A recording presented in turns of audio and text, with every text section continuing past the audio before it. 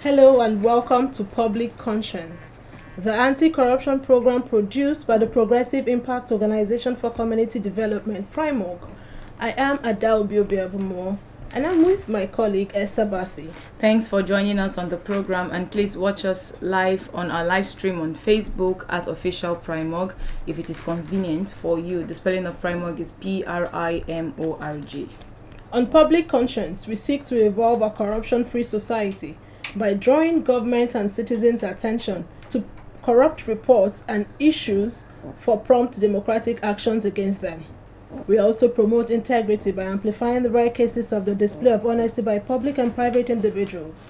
We appreciate the MacArthur Foundation for supporting the production of this program. It is said that a healthy society is a wealthy society, but with very dangerous pesticides illegally finding their way into Nigeria, it is crystal clear that the aspiration of a healthy society hangs in the balance. In today's program, we will be examining a study conducted by Heinrich Böll Foundation and published by the International Center for Investigative Reporting (ICIR), exposing how hazardous pesticides banned in Europe are being used in Nigeria despite attempts by the National Agency for Food and Drug Administration and Control (NAFDAC) efforts to clamp down on the illegal act.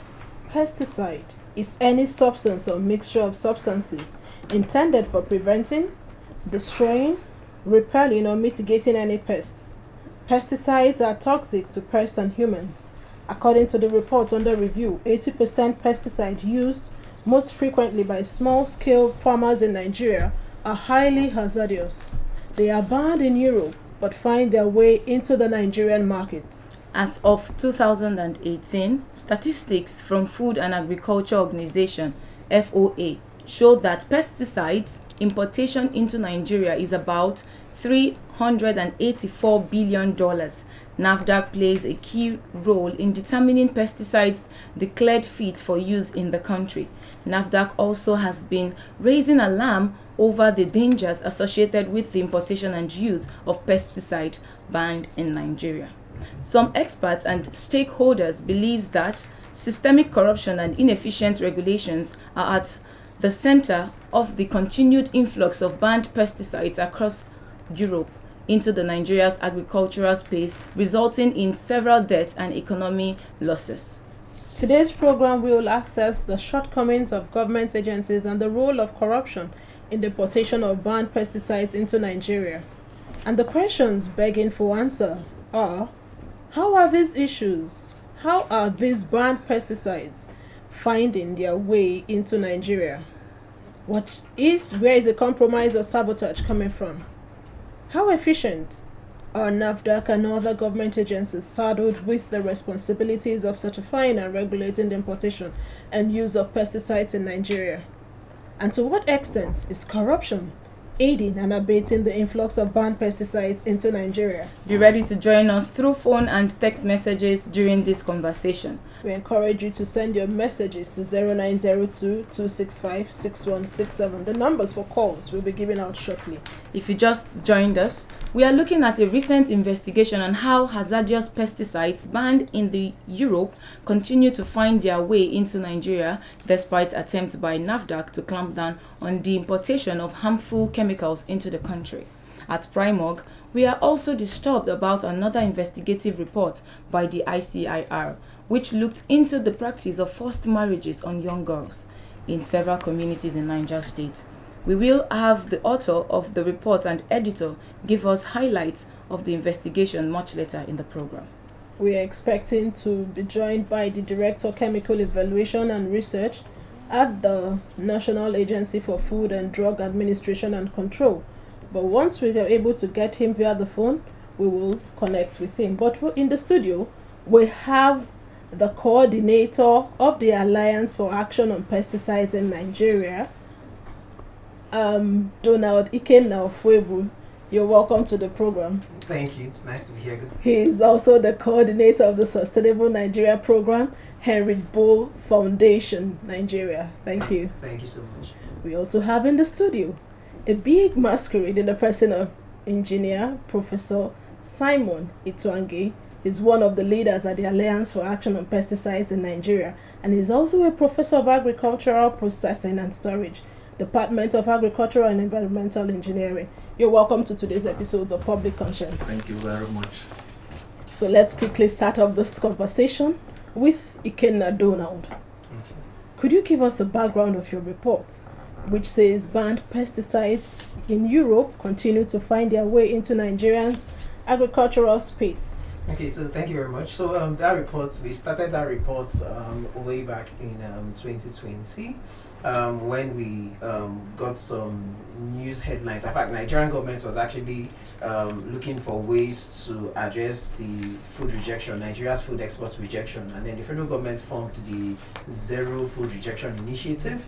And then when we actually looked through that process and that initiative, we realized that there's a gap somewhere in what was being done. Nobody was looking at, pesticide residues in our food exports, and then why are we not addressing that also? So we did our research to look at, for most of the food that we export out of the country, what type of chemicals are in those foods and why are they being rejected. And we found out that the number was actually enormous. We then did a little bit of comparison between the pesticides that are registered in Nigeria against the list of approved pesticides in the EU. So when we did just that comparison alone, we were shocked at the results. We realized that more than half of what is registered in Nigeria is actually banned already. It's no longer used in Europe. So once you send food exports containing those substances, your likelihood of getting total rejection, it's there. And then if you really think about it, the same food that you're exporting down to Europe is what we're consuming down here in Nigeria. And many of those foods that are being rejected are rejected for health reasons. And then we compared the data. We've not been able to do some toxicology study and say, okay, what's wrong with you? You're suffering cancer. How does it relate to pesticide? But from scientific evidences from UK, US, Canada, it's a big campaign. There's a big global campaign already as regards to looking at what type of chemicals or pesticides should we even have in our food. So that is when we did that study and realized that the comparison between what is registered as approved in Nigeria, compared to that of EU, it's huge. It should not even be used. And then unfortunately, still in 2020. Hold on. Could you give us a sense of the kind of food that were exported and that were banned and we are currently consuming in the country? Okay, so the first of them is our common beans. Beans is largely exported and they are totally rejected. We have sesame, we have cocoa. Nigeria's cocoa, it's like a total banned list. Don't even go there. We have cassava also. There's a long list of them. A lot of our cash crops, including yam. Many of these crops, if you just even do a simple Google search, Nigeria's food rejection, you would see reports from NAFDAC, Nigerian Shipping Council, giving us a list of these foods that have been rejected as we send them out to EU because of pesticide residue. Even recently, just last year, Japan consumes 30% of Nigeria's sesame. But the Japanese embassy have already sent a letter to the Nigerian Ministry of Agriculture saying they would likely stop their importation of sesame from Nigeria because of the use of pesticide. So this is a big threat, not just to our health, but even the economic revenues that would have been getting, as a result of this. So there's beans, there's cocoa, there's cassava, there's sesame, there's yam, a whole lot of them. Okay, so please help us understand better. How is it that the same pesticides we import and use on our crops are being rejected when we eventually export? I don't think there is actually a balance in it. Yes. Please help us understand better. Okay, so there's among this campaign, the global campaign, so this is not just the Nigerian campaign, there's a global campaign trying to stop the double standard in the international trade of highly hazardous pesticide. The Ministry of Environment, the NAFDAC, they're all familiar with the Rotterdam Convention. So what the Rotterdam Convention does is an international convention where different countries come together and they sign. It's designed to manage transborder movements of hazardous chemicals, including pesticide. So that arrangement allows a country, so for instance, America has hazardous chemicals they want to export to other country. A country like Nigeria can go in there and sign and say, okay, we want those chemicals, we can manage them. So such international convention allows a country to export a chemicals they consider dangerous and harmful to their people, as long as the receiving country signs and agrees saying our reality, we can manage it, it is safe, we can manage it. So that that's an international platform that allows banned pesticides to move into different countries. Okay, and then when we now use those chemicals to grow these foods and send it to the EU, they have a right to say we don't want it.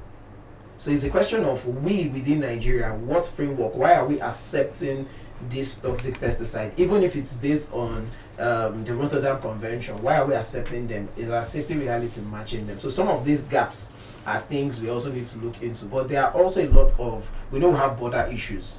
Our borders are very porous. People can bring in toxic chemicals from Niger and the rest of them. So there's a whole lot, but I'm sure as we go on, we'll be able to also unveil this. But there's a big campaign about double standard in the export of pesticide globally. And those of us in the global south are always at the receiving end also, because there are lots of interplay and muzzle factors that also let these things come into our countries, and we accept them under the name of big malnutrition, starvation, and all of that. Yeah. Okay, thank you for that, Mikina. While you were giving your overview of the report, Prof was just nodding. Prof, I would like you to react to the report, and he mentioned something which is double standard. Why is there double standard, especially for us in Nigeria, in the importation of some of these pesticides? Well, these pesticides are dangerous to human health, and generally they should not be used. Let me just tell you that we started using pesticides as a food security measure. With increase in population, we needed to put more land under production, and you know that the community land preparation and weed control systems in those days couldn't suffice, because if you have 1 hectare, it was possible for you to have a communal arrangement where women will weed somebody's farm today, and then the next day they will move to the next farm, and then the next day they move to the next one until they are able to go around weeding, farms of members within that association, that community. But with pressure necessitating that we needed to put more land under production, there was no way manual weeding of our farmlands will do. So if we have 5 hectares, 10 hectares under agricultural production, then we needed something that will do the work much easier, cheaper, and faster. So chemicals came to the rescue about 1962. Before 1962, we were taking care of our food security needs without the use of pesticides. But by 1962, with the increase in population, the need to feed the increasing numbers of persons, of course, you know that in Nigeria there is no family control policy. Okay, so people are free to just continue to give birth, and so there's uncontrolled population explosion. And so for us to be able to feed this population, we needed to expand production. And unfortunately, we're not even talking about productivity. We're just saying expand, put more acreage, more hectares under production. The only way we could match up was to deploy these chemicals.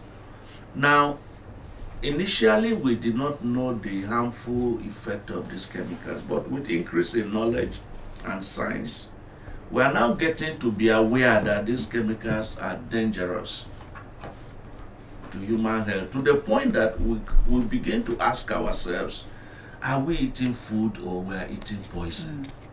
Valid question. And that's the question being asked.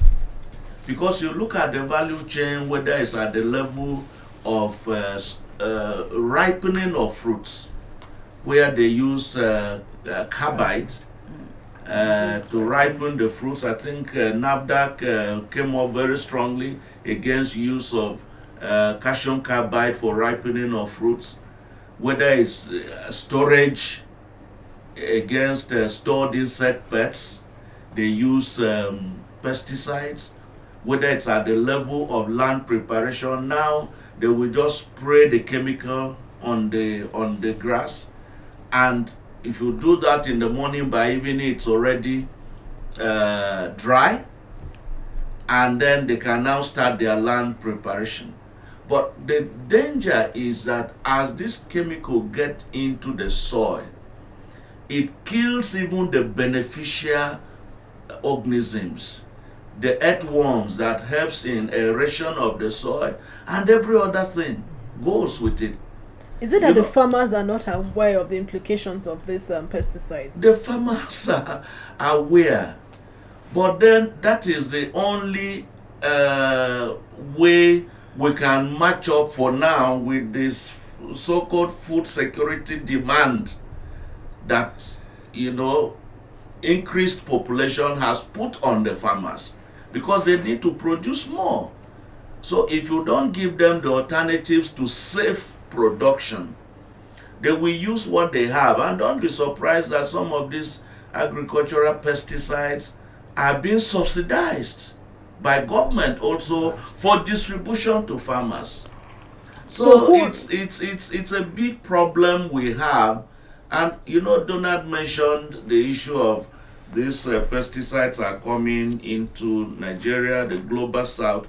The problem is that these are countries that have no pesticide regulation laws. In trying to cater for the population, yes, we are indirectly or directly jeopardizing the health of citizens. So what is the long-term implication of this on citizens? Well, the long-term implication is that people are getting more cancers, people are getting more sick, and you cannot explain. Some of these sicknesses are unexplainable, and people are just dropping dead. Because you see, the problem with pesticides is when I wanted to link the fact that once the pesticides gets into the soil, the crop absorbs the active ingredient into the food. So if it is maize, it's getting into the maize seed. If it is yam, it's getting into the tuber. And that's why we talk about residue. Because by the time you now take these products to the laboratory and you check for pesticide residue, the same pesticide you used in the production, you find in the food. And individual citizens consume these And products. individual citizens consume the food. Now, your body is designed to take care of carbohydrates that come into your system, the proteins, the vitamins. But it's not designed to take care of paraquat, atrazine, and all these pesticides that they use. So once your body system sees something that is not what it's designed for, it's looking for a place to keep it. So it says, okay, let me keep it in the liver. Let me keep it somewhere in the heart. Foreign objects. Yes, and it's thinking, the body is thinking of what to do with it. Now, these pesticides are called bioadditive. The body cannot synthesize them, so they keep on accumulating in the body system, and then it gets to a threshold where you just drop. And this is people are wondering what killed the man. He just slept and did not wake up. Yeah. Let me also add to respond in terms of the long-term and short-term effects. So it's not just the pesticide. In fact, why are we even using pesticide? There's a problem with our farm system. So the farm system, it's largely conventional monoculture. So if you drive around, you see any agricultural program, whether from government or private individual, you just say, I dey plant farm maize this year, I dey plant cassava this year, and then you go to the farmland, you cut down every tree, you cut down every other crop, you burn the grasses, and then you just plant only cassava or only maize. Now, when you plant only maize, an armyworm, which is a pest, sees that picture, it's only maize. It's like free bazaar, free harvest. There's nothing distracting it. There's nothing chasing it away. That farm system alone is a porous system. It's porous to pests. It's porous to fungi. It's porous to climate change. Now, if you adjust the farm system, let's say towards agroecology or organic farming, where you do monocrop, mixed cropping, multi-cropping. But that was what we're taught in school. So that was what we're taught in school, but we don't practice. Partly because of what Professor Simon has said. We've been rushing to the wrong direction. You know, you're in a haste, and because of that haste, you're making wrong decision and heading towards the wrong direction. And we keep doing that because of the pressure. So we need to feed 50,000 people. We need to, I mean, the government is already talking about, when our presidents made the release, about how much injection money we want to put into the agriculture sector. We need to feed our teeming population. If we put in a whole lot of money towards the same conventional farming system, monoculture, forces you farmer to use pesticide, because you plant just one single crop. That crop is vulnerable to so much pest. And now when you plant that crop using conventional method, you bring tractors, you clear the whole farmland, you plant just one crop. The minute you apply pesticide to stop the pest, that same pesticide goes into the soil. Your soil is already weak and porous. That soil has lost beneficial microbes, like the nitrogen is lost, earthworms are lost, bees are gone that should help pollination. A lot of the beneficial environmental factors that should help crop grow and keep humans safe are gone. So you need to use more water. When you use more water, you need to use more fertilizer. So when you apply the chemicals, the fertilizer, let's say in the first 3 or 2 years, you may see a bountiful harvest, but what you've done is that you've killed that soil. You are now in a trap. You continue using that farm method because it's not sustainable. You continue to buy more fertilizer. You continue to need more water for irrigation because your soil is weak. So not only is the soil weak, you're using more chemicals, more chemical fertilizer, more chemical pesticides. So it's in the long run, we're going to see decline in our environment. Remember in 2020, 270 people died in Benue State because endosulfan, which is a pesticide, was in the community river. 270 people died. And if you do a Google search of number of Nigerians that have died as a result of pesticide or end up in hospital, the number is huge. Okay, now you have, thank you for that, bringing the long-term implication of all of this on humans. But where is the place of corruption, both at the international level and then the local level here in Nigeria? All right, so thank you very much. Let me start with that side, because that is where our direction seems to be going recently. So first of all, a lot of the budget allocation that comes in favors conventional pesticide. And there's issue of standard. The Farm Input Support Services in the Ministry of Agriculture is a big battle. Also NAFDAC, they're in a big battle because there's a lot of adulteration. There's no tracking, there's no monitoring of what quality of chemicals comes into the country. Another issue, which it's more disturbing, is who controls the system. There's currently a law. In fact, 2 bills have actually gone into the National Assembly to see how we, first of all, Prof said there's no law in Nigeria that regulates pesticide. How do we use them? There's no law. So any law that you're going to design needs to be a law that protects Nigerians, not a law that exposes us more. But the 2 bills that have entered into the National Assembly, we saw that bill, we saw the first bill like 3 days to public hearing. It was not open. Even NAFDAC was now aware, Nezra was now aware of the public hearing. But we were lucky to get it. We were able to reach out to these agencies and say, look, there's a bill going on here. And by the time we opened that bill, the first bill, which is the bill to establish a pesticide council, first of all, we all agree that there is need for a law.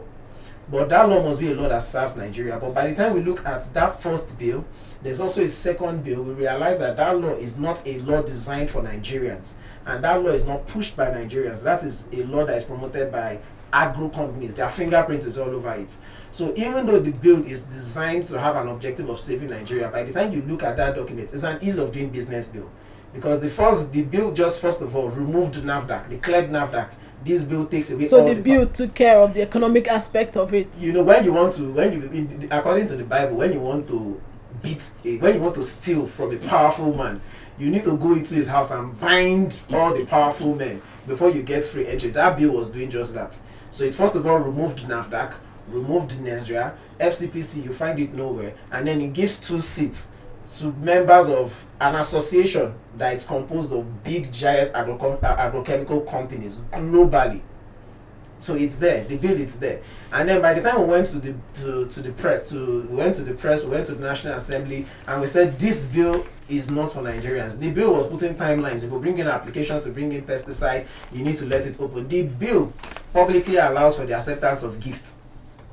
Members of the council can accept gifts. The bill What kind of gifts? Any type of gifts. It tells you as a member of the council you are allowed to receive gifts. You can receive donations from anybody. It gives power to the minister to delegate power to members of the council. In the council, you have 2 members of CropLife. So CropLife is if you Google CropLife, you see CropLife is a big international association for agrochemical companies. The members are Monsanto, the Bayers, the Sygentas. These are big multinational agrochemical companies. They are the ones controlling seed companies, they are the ones controlling chemical companies. A lot of them are pharmaceutical companies. So you cannot have a big international company on a national council. And the same law allows members of the council to receive gifts. Come on, this is Nigeria. No, but did the law fly? The bill, did it fly? So right now, Professor Simon and the members of the alliance when we did the public hearing, we said this bill cannot pass. And then we gave our submission, we made it open. So right now, it was during the transition, so we don't even know where the bill is. But the people that were pushing that bill apparently was from the Ministry of Agriculture, Farm Input Support Services. Apparently, they were not so aware as to, sometimes when we discuss more about this, you realize that when government agencies are not properly funded and properly supported, they will take support from anywhere. Without properly checking very, very well. A lot of our agencies are strangulated, they don't get the right support. So anybody that comes and look like we want to give you support, they will embrace them. So by the time we did that investigation and threw it out to Ministry of Agriculture, they quickly put their reverse gear and said they are no longer supporting this bill. Alright. So, but the thing is, a second bill now emerged. Now the second bill that emerged is now trying to amend the Fertilizer Act to include control of agrochemical and pesticide, and then we also did a second analysis on that particular one, and nothing has changed. So it seems like there's a strong invincible hand that says, okay, if this bill does not pass, let's go behind and push this other bill, and then nothing is still the same thing. So this is one element we see, because it's designed to promote corruption. That's what it simply is, and we call the public to look into it and call the government to don't pass that bill. We need a bill that protects Nigerians, a bill for Nigerians not just by Nigeria, by real patriotic, dedicated, die-hard Nigerians. So that is what we think we need to do. Thank you for emphasizing that, Ikena. But we'll get back to Prof to look more on the issues of corruption and pesticide influx in Nigeria. But we need to get the person listening at the other end of the dial to join in the conversation, because we are the ones consuming the products. The numbers to send your messages is 0902-265-6167. And would want to get your contribution. What do you have to say about the conversation? Are you aware of the dangerous importation and use of pesticides banned in Europe in Nigeria? What's your name and where are you calling us from? Okay, my name is Chris. I'm calling from the Google Airport Road. Chris, let's hear you in 1 minute. Okay, I want to quickly appreciate your guests there in the studio to discuss and they were quite insightful into the subject. The issue of pesticides, banned in developed world, being used in this place. I into it from an economic point of view, that you see most of these multinational agrochemical companies, they see Nigeria and then the global south as an alternative, to promote their market. without minding the harmful effects that these things have in our environment, the pesticides. For example, as a crop pathologist, pesticides, huge amount of pesticides are being moved and eroded into our water bodies.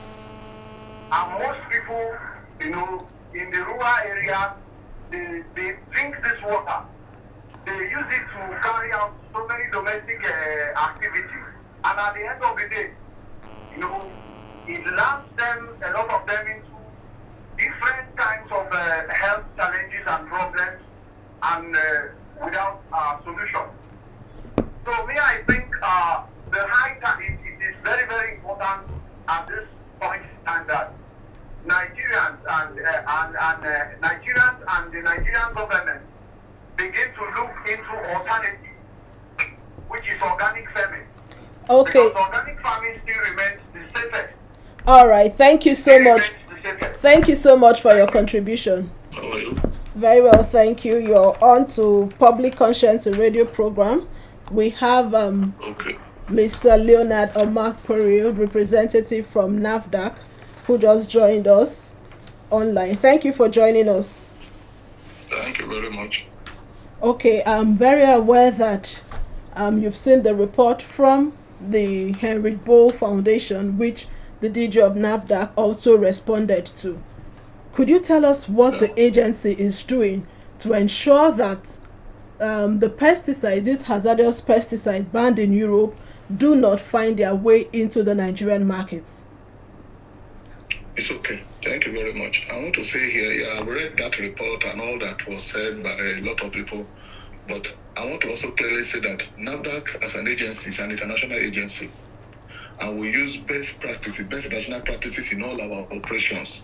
I also want to say here that most of our staffs, our officers, were trained by FDA, trained by Health Canada, they were trained by the British Food and Drug Authority and Indian Food and Drug Authority and a lot of other ones like that. So we use exactly the processes that they use. So now coming to the issues of pesticide registration, we have our process in registering pesticide. Whatever pesticide that is to be registered, first of all, we have to make sure that it is a pesticide or a molecule or an entity that is not very hazardous, because we know the ones that are banned. Because under the Stockholm Convention, which pesticide lies, you have Stockholm Convention, you also have the Rotterdam Convention, we also have the Basel Convention, the three conventions, and then maybe sometimes ICAM. The three convention talks about pesticide, hazardous chemical generally, and pesticide as an entity, we have to make sure how hazardous is this thing. We have to have a study on it and check it up. So if it is something that is not hazardous, an item that is not hazardous, then we start the process of the registration.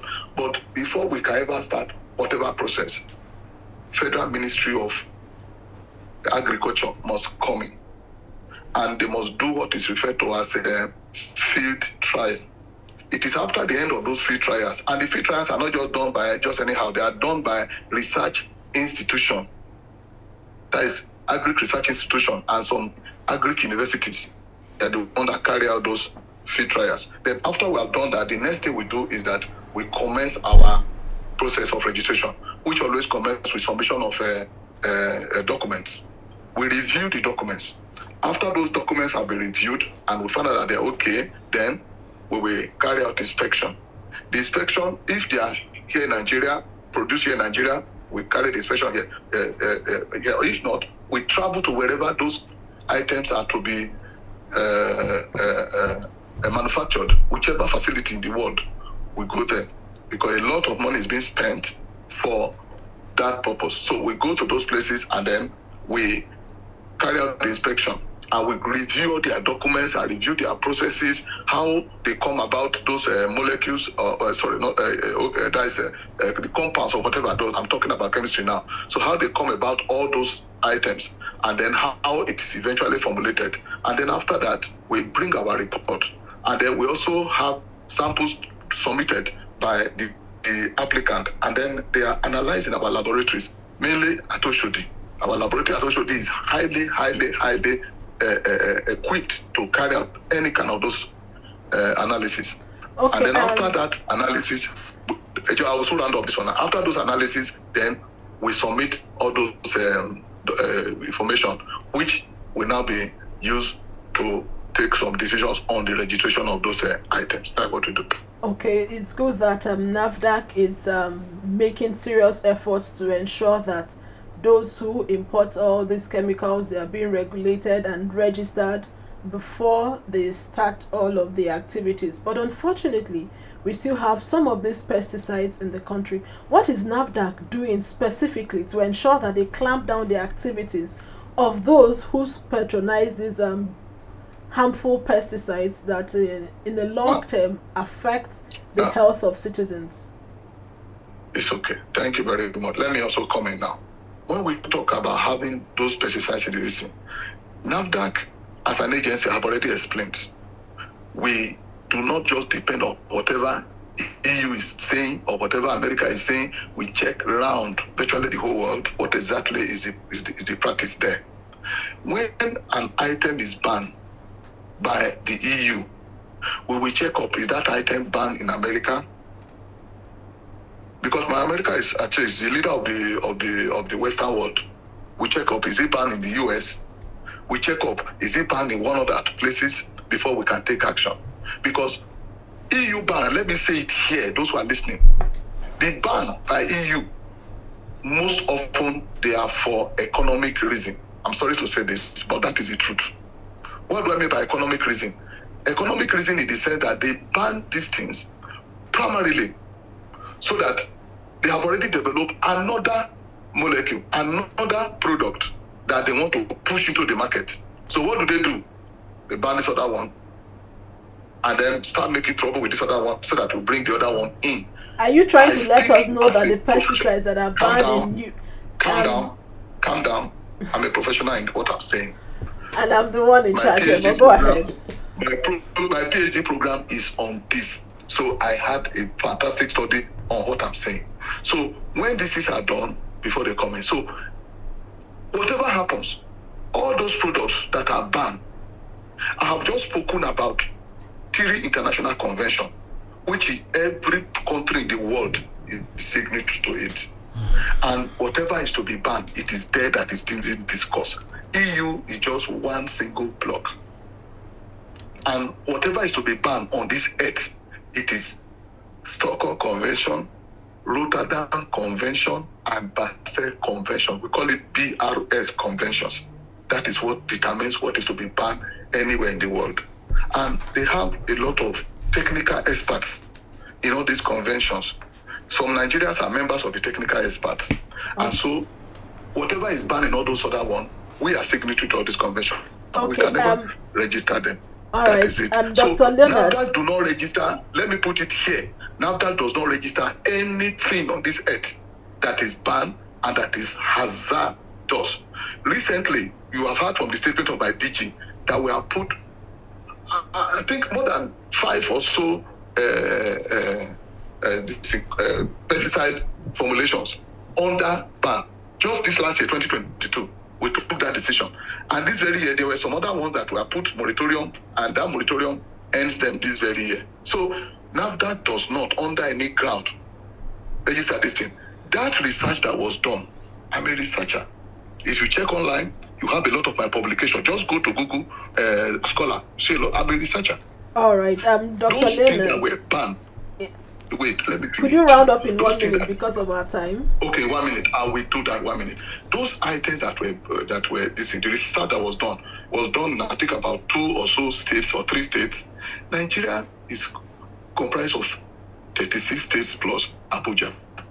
If you do a research in this state, and then you walk from the question to the answer, and then you now generalize it and say this is what is happening in Nigeria. Nigerians are you trying to say that it's not proportionate enough?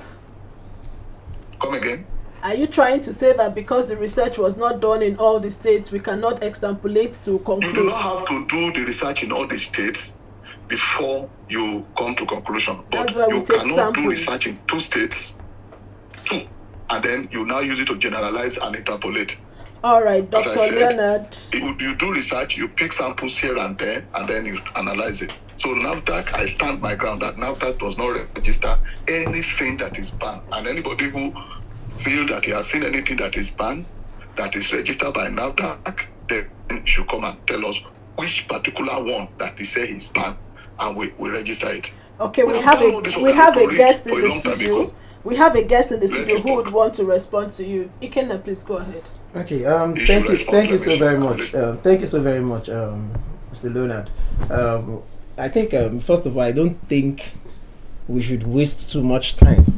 I think he should just do a Google search, since he's a researcher, to his boss's comments. I mean, go to NAFDAC press release when they did the banning of 1 and reclassification of 12. I think his boss personally admitted to the study, and he's referring to a second study. And not just that second study, there's a second study that was done on SWOFON, and that was done in 12 states. Apart from that same study, another study was also done. This is even an independent study, so it's not even coming from us. It's coming from a professor at National State University that was done across, I think, over 19 states in Nigeria on the same thing. We can also northern states, and we can also make this research available to him. We understand. We understand the need to defend NAFDAC, and I think that's where we always make the mistake. When we pick an issue, I'm coming, sir. So I think, when we approach an issue, we approach it as Nigerians. I have a lot of NAFDAC friends. During the press briefing that they had last year, NAFDAC was not aware. I was the one that informed NAFDAC about it. I work closely with NAFDAC. So the review we did, the one that the director of NAFDAC even quoted, over 40% of pesticides registered in Nigeria are banned in EU. That was taking a list of NAFDAC registered pesticides. There's a green book, we got it from NAFDAC, and then comparing that to the EU. So, but I'm sure me and him, we can have this conversation sometime. So I think that's not the purpose of this meeting. The purpose is not for us. But that he should also know that social research is different from scientific evidence. If I have scientific evidence that a particular active ingredient is cancer causing, you don't expect that I have to carry out that research all over Nigeria to say that a particular active ingredient causes cancer. All right, Prof. We can always relate on it and share all of this information, so we don't bore our guests. Is the Director of Chemical Evaluation and Research at the National Agency for Food and Drug Administration and Control. Thank you so much for Dr. Leonard, for your contribution, Dr. Leonard. Thank you very much. Okay, we have on the phone Victoria Bamas, who is the editor at the International Center for Investigative Reporting. Victoria Bamas, thank you for joining us. My pleasure. So next week we will be amplifying or having a discussion around the report, investigative report by the ICIR with the headline "Bright for Butter." Could you give us an overview of that report in 1 minute, please? Oh, okay. Thank you very much. So, the report titled "Bright for Butter: Inside Story of Niger State Communities Where Young Girls Are Forced into Marriage" actually looks at a trend or a prevalence of young girls, generally a lot of them below 18, who their parents, due to one reason or the other, usually force them to get married to people that they do not like. And from our investigation, we found that sometimes it's because the parents do not want the girls to go away from the family, or they actually want to use them to say, they want to actually share the responsibility, because some of these girls, they are actually giving out to these men to marry as early as when they were born, at infancy. So it now means these guys that these girls are engaged with will now be expected to actually take responsibility or the welfare of all these girls till she comes maybe 12, 13, 14 before they get married to her. So basically, the investigation looked at the trend because we actually went to 3 local governments whereby there are some of these practices were noticed, and also we also looked at some of the agencies and bodies that are actually trying to like provide solutions and stuff for such girls. All right, thank you so much, Victoria Bamas, editor at International Center for Investigative Reporting. Definitely next week we will be having this conversation. Thank you for your time, Victoria. My pleasure. Thank you. Okay, and because of our time, we need to wrap up on this conversation. In 1 minute, Prof, what would be your advice to NAFDAC and other regulatory agencies in Nigeria with respect to pesticides? You see, NAFDAC does not have a single agronomist in their employment, but they are registering active ingredients for use in agriculture. And what he said there was that at times they go to the companies where these active ingredients, these formulations of these pesticides are carried out. Now, that is exactly where the problem is. He said about reaching out to the research institutions, wonderful if that is being done. But I can tell you that because they are relying on the Ministry of Agriculture and research institutions, that's where the failure is coming from. So they prefer to travel, because if I want to register a pesticide, I go to NAFDAC and then I pick your bills, take you to Europe, go to look at that company. You mean you will come back and say that thing should not be registered? So this is where the problem is. And we expect that NAFDAC will work together with every other person that is in that space. NESRA, NAQS, FIS, NEPC. There are a lot of agencies that are in that space. I think we all need to come together and see how we can regulate pesticides for the health of our people. Okay, Ikenna, what's your last advice or your last word in 1 minute or 30 seconds? Okay, in 1 minute, I think my own advice would be for the Federal Ministry of Agriculture. I think NAFDAC they are trying their best in terms of registration regulation. NESRA is doing the best in the environmental side, but the middle, where the chemicals are being used, is a big problem, is a big lacuna. So I think the Ministry of Agriculture needs to wake up and see how they bridge the gap in terms of how pesticides are used on the farms. That place is totally empty and it's an overstretch for NESRA and NAFDAC. So Ministry of Agriculture needs to wake up and bridge that gap, talk to farmers on the farms and train them. Yeah. All right, thank you. The health of citizens should not be jeopardized because we want to take care of the population. That's how we're rounding it up on today's episode of our program. Esther. Please follow us or please visit our news website, primognews.org. That is primognews.org. For all the details of our reports and interviews, visit our website, www.primog.org, to get all the information about Primog. And you can watch our videos on Primog TV, our YouTube channel.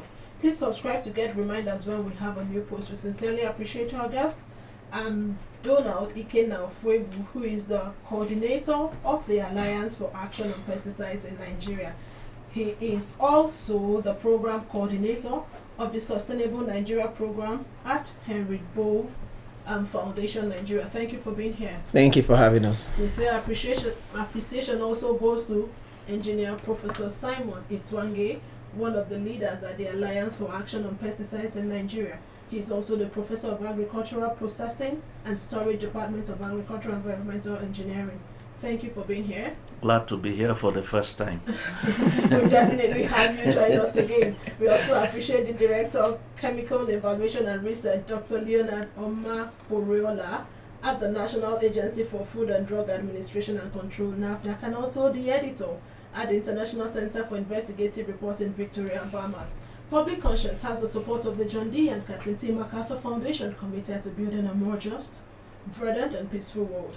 Get more information about the foundation on its website, macfound.org. Join us again here next week for another episode of Public Conscience, and remember to follow us on Facebook, Twitter, and Instagram at Official Primog. I am Esther Bassi. And remember that birth registration and birth certificate are both free if your child is under 18.